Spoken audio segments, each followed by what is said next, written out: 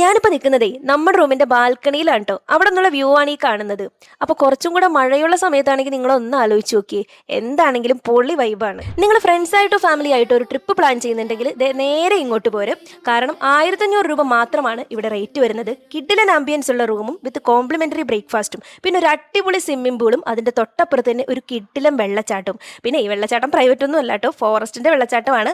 അമ്മാവൻ കുത്ത് വെള്ളച്ചാട്ടം എന്നാണ് ഇതിന്റെ പേര്. അപ്പൊ എന്താ മൂഡ്? പോളി മൂഡ്.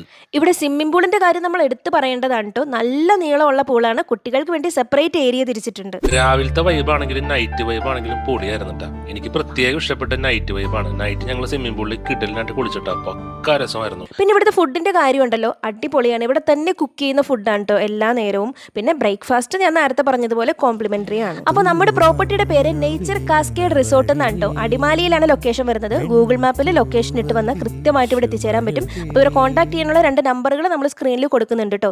അപ്പോഴേ നിങ്ങൾ ഏത് ജില്ലയിൽ ഇരുന്നാണ് ഈ വീഡിയോ കാണുന്നതെന്ന് ഉറപ്പായിട്ടും കമൻറ്റ് ചെയ്യണം. അപ്പോൾ വീണ്ടും ഒരു വീഡിയോ ആയിട്ട് കാണാം. ടാറ്റാ.